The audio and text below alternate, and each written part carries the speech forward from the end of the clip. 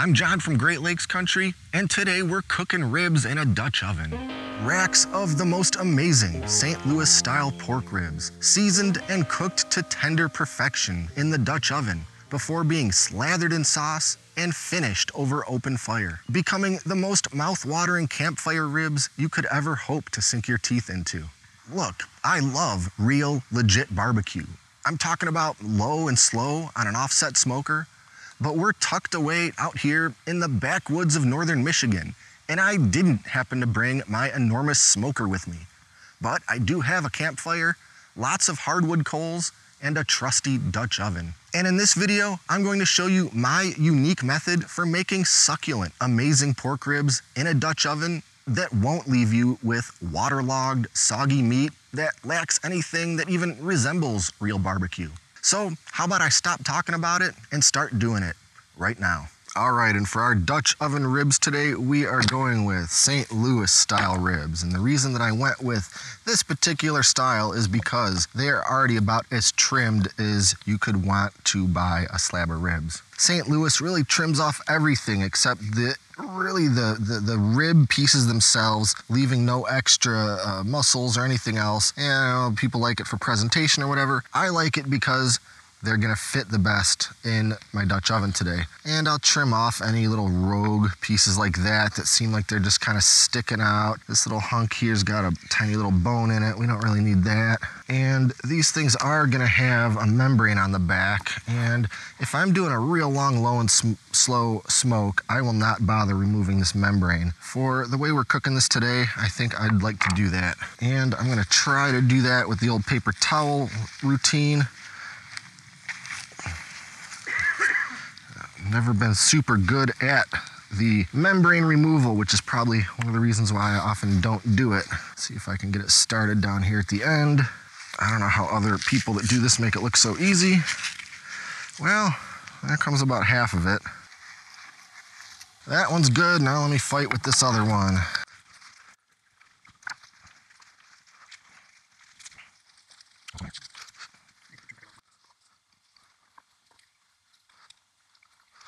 Okay, now I know what you're thinking. How in the world am I going to fit 2 slabs of ribs into even a large Dutch oven? Well, I think the answer to that should be pretty obvious, and that's that we're cutting them in half. So let me just find a nice spot between a couple of these bones, and there we go, and there we go.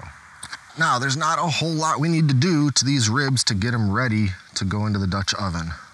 In fact, all I'm gonna do at this point is give them a really generous coating of my rib rub. I don't need a binder. These things are plenty tacky and still moist and damp, even though I've patted them dry with the paper towel. That rub is gonna have no problem sticking to that. And today I'm going with some of the classic Meathead's Memphis Dust Rib Rub, and it's gonna be delicious. So we're just gonna go on with a real heavy coating all the way around, all sides and surfaces. Give it a little pat. Flip them over. Same thing on this side.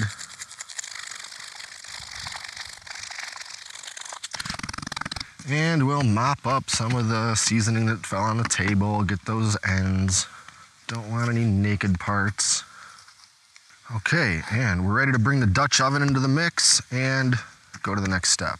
Now, a somewhat common way to cook ribs in a Dutch oven is to just sort of lay them flat in there. But you're gonna have them stacked up on top of each other. You're gonna have them sitting at the bottom of the Dutch oven. There's not gonna be any airflow around them. They're just kind of gonna be soaking in wetness and I don't think developing a very good cook all around. So I came up with an idea that works tremendously well, and that's to use one of these rib racks that are commonly used in a smoker. This is gonna let me take those half racks and orient them vertically. Now, you cannot buy a rib rack this short. I had to buy a longer one made by Weber and cut it down with a Dremel tool so it will fit. So it should fit my 4 pieces of rack perfectly. And before I do put it in there, I'm gonna set my cast iron trivet in the bottom just to get this rack off the bottom a little bit more, because I'm gonna put some liquid in the bottom of this Dutch oven so we can have a bit of a steam effect while all of this is cooking under the coals. Now, as far as what liquid to put in the bottom of this thing, well, everyone has their own way of doing it. Some use apple juice or pineapple juice or something like that. Me, I like a barbecue rib, so I'm gonna do a combination of barbecue sauce and some stock. You could use pork stock, beef stock, vegetable stock. I happen to have a bunch of my homemade venison stock. We're gonna go in with, I don't know, we'll call it a cup, maybe something like that of my stock. And I'm gonna mix that venison stock with some barbecue sauce. Any barbecue sauce will do. I don't like using a cheap, low quality sauce when I'm making some delicious ribs. And I'll just whisk that all together. And then I'll just pour that into the bottom of the Dutch oven. And you can see that liquid is just about coming to the top edge of that trivet. So in goes my rib rack. And now in go my ribs. Beautiful. And that's all there is to it. Now the lid goes on and we're gonna start getting this thing heated up. And onto the Dutch oven stand the Dutch oven goes. And I didn't really mention it when we were putting all this together, but I did have to use the biggest Dutch oven I own to fit those racks of ribs in there, even though they're cut in half. But that's okay. Now I just have to load this thing up with coals on the top and bottom.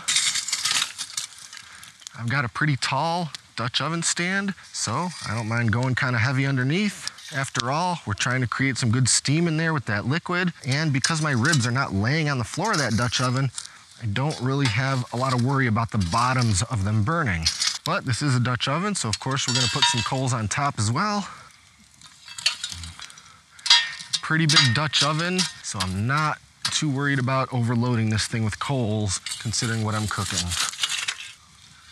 Now these ribs are gonna take about an hour and a half to cook, doing it this method, and about every, let's say 20, 25 minutes, I'll give the lid a rotation in one direction and the whole Dutch oven a rotation in the other direction, and just kind of make sure that everything inside gets some even heat in case it's a bit uneven in my cold distribution and we're getting some uneven spots with the heat there. And after a little while, when we're getting a little closer to that hour and a half mark, I'll check the ribs with my probe thermometer. What I'm looking for is an internal temperature of 195 degrees. That's when it's gonna be beautifully tender and just almost fall off the bone, but not quite. So we're gonna let this thing cook away and we'll pick it back up in a little while.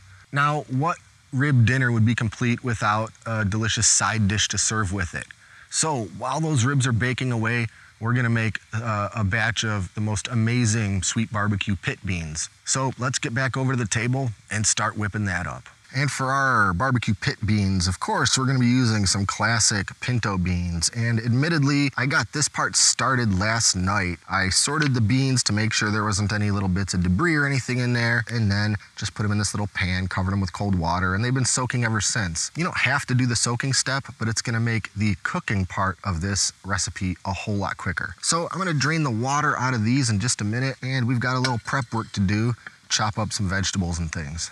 So for our pit beans, we're gonna be putting in some onion, some jalapeno, and some red bell pepper. Yes, of course, you could go extra jalapeno or any kind of peppers you want. I've said it before, I'm pretty much a lightweight when it comes to spice. I do like the taste of a jalapeno, but I tend to go pretty easy on them. So we'll just get started and chop these up just like we would for anything else.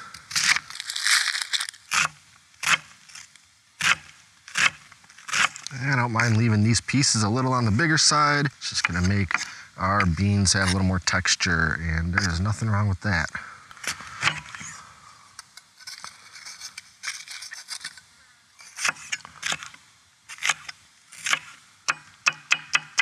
And normally I would go with one red bell pepper, but these peppers at the store were pretty small this time, so I think I'll go about 1.5.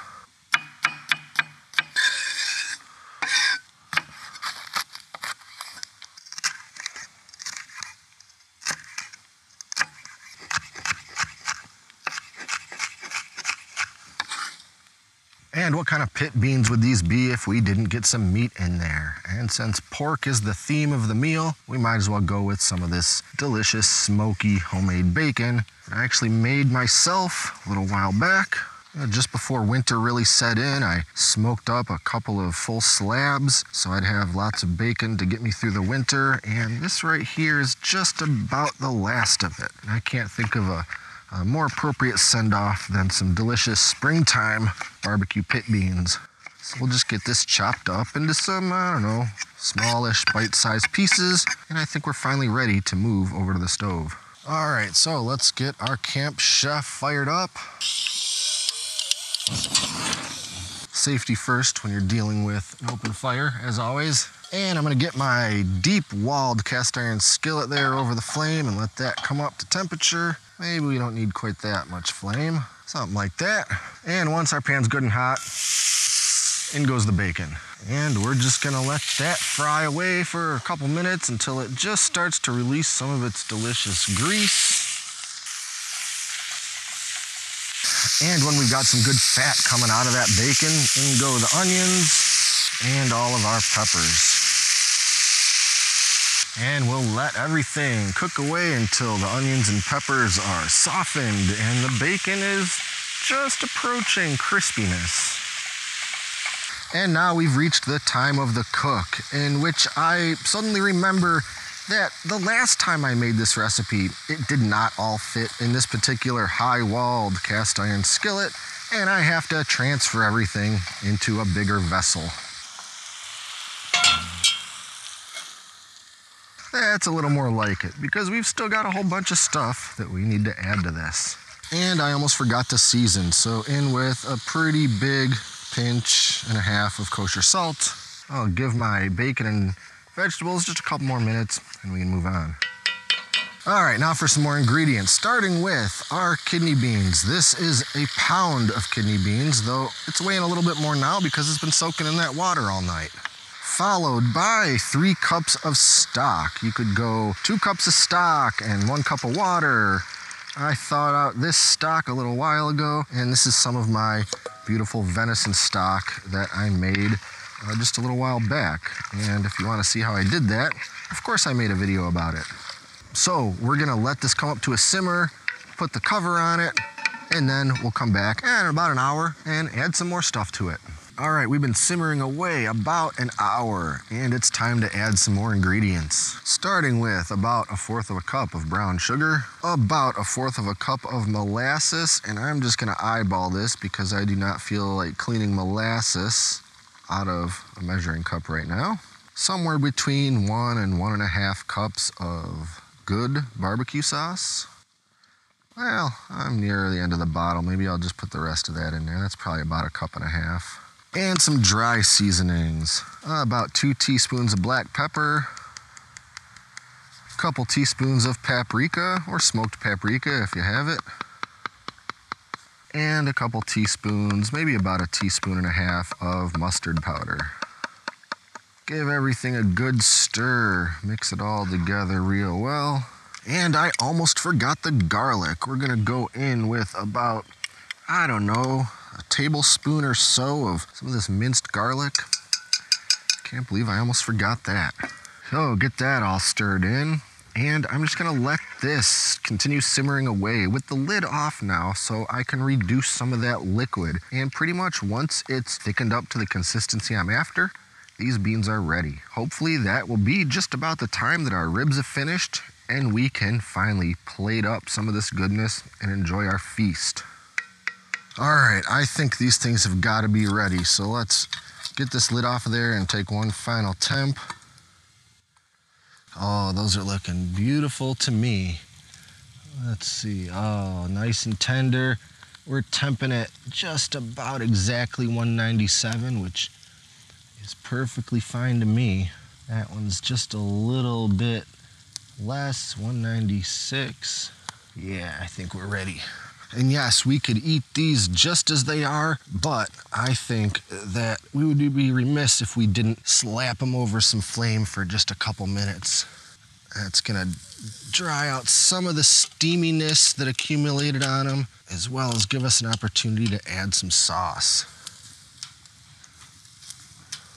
I do like a good saucy rib, and today I'm using some of this Vidalia onion barbecue sauce that I got from the fine folks at the general store in Lexington, Michigan. Not sponsored, just a fan of their stuff. These are only gonna need a couple minutes because this is really high heat, and I just wanna cook that sauce on a little bit, and we're pulling them off.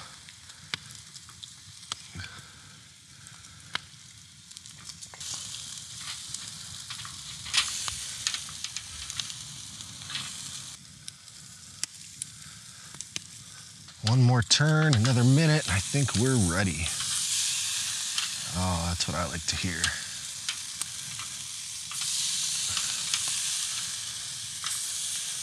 All right, ribs are coming off.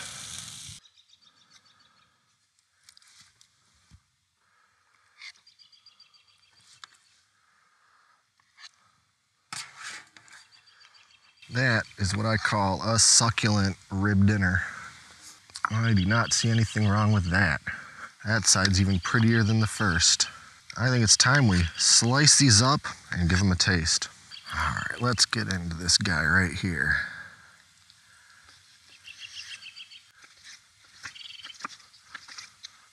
Look at that. That is what I'm talking about.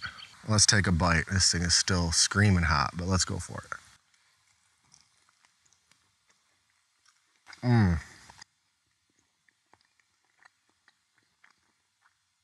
Wow. That is so good and tender. I don't think I'd even want it any more tender than that. That is a good bite. I definitely got to go in for another one of those.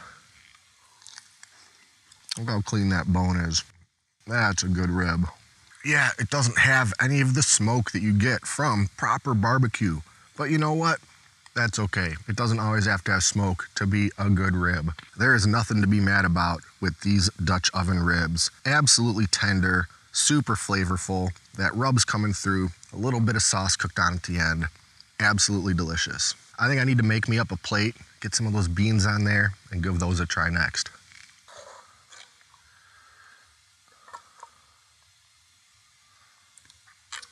Look at how those thickened up. That looks beautiful. Bean time.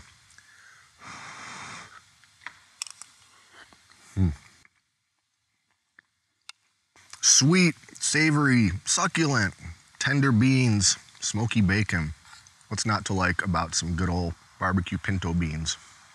So that's about it. That's my delicious Northwoods Dutch oven St. Louis style ribs and amazing sweet barbecue pit beans. If you want to see the entire recipe for the beans and the ribs and how I did all of this, I'll put a link in the video description below. Be sure to like and subscribe and stay up to date with all our latest stuff, including future outdoor cooking and barbecue videos. And consider supporting us on Patreon at patreon.com/Great Lakes Country. Thanks for watching, and until next time, I'm John, and this is Great Lakes Country.